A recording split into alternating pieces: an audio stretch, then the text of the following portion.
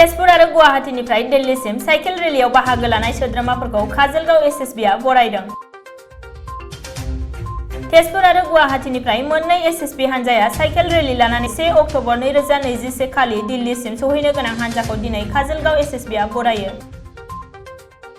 बे हाबाफारियाव बाहागो लानानै एमएलए जयन्त बसुमतारी, काजलगांव एसएसबीनि लेङाइ कामान्डेन्ट दुर्गा बाहादुर सनार आरो चिरां जिल्लानि एसपीजों लोगोसे गोबां माननि आलासिफोरा बाहागो लानानै बरायो। महोत्सव मना रही है।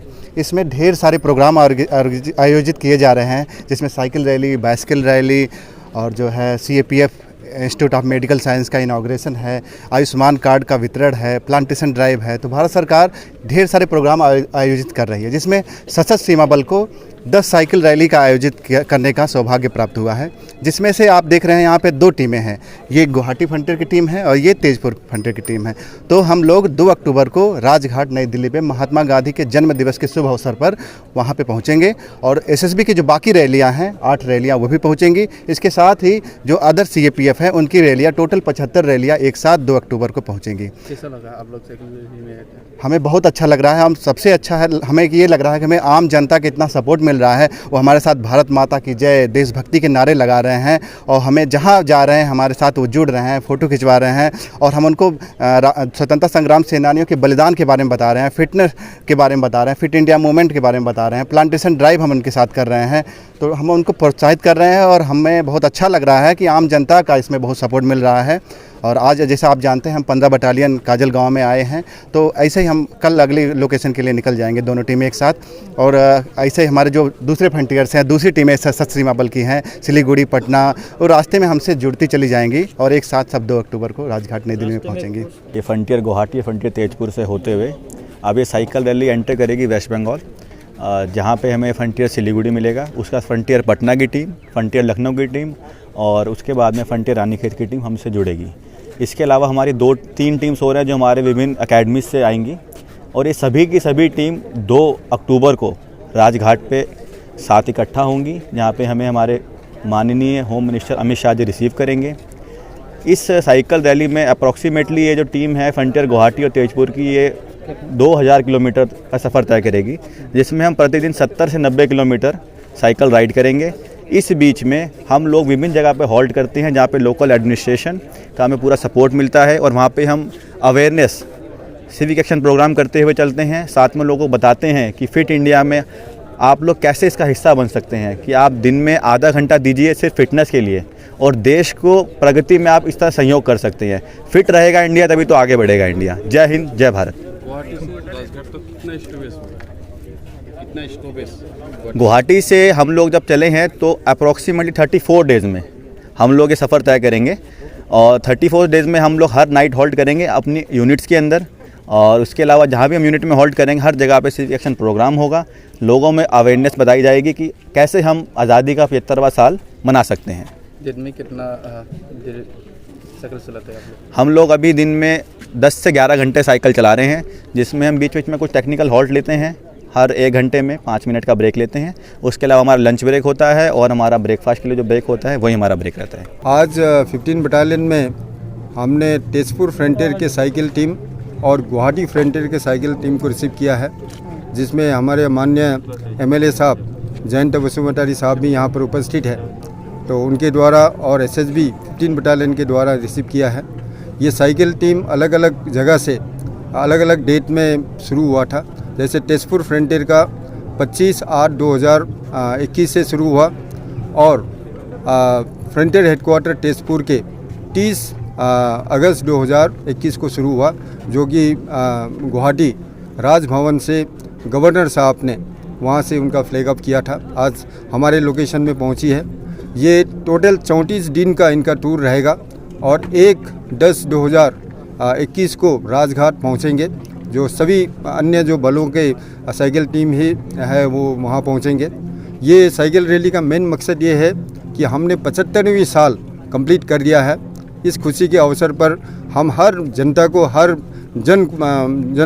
भारत के जनता को ये बताना चाह रहा है कि हमने 75वीं साल बहुत सक्सेसफुली कंप्लीट किया है और सभी के नॉलेज में भी हो। इस अवसर पर हमने ये साइकिल रैली रखा है और बाकी ये टीम वहाँ दिल्ली पहुँचने के बाद वहाँ भी होम मिनिस्टर साहब ने रिसीव करेंगे 2 तारीख को 2/10/2021 को।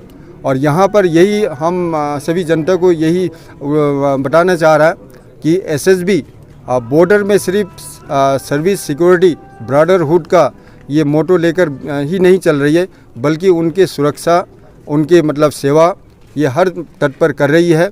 और इसके साथ साथ विभिन्न कार्यक्रम बॉर्डर एरिया हो या यहाँ पर जो अपने यूनिट एरिया में भी हो, उनको मतलब हर स्कीम एसएसबी की तरफ से जो आई है तो उसको देने में पूरे हम क्या कोशिश कर रहे हैं।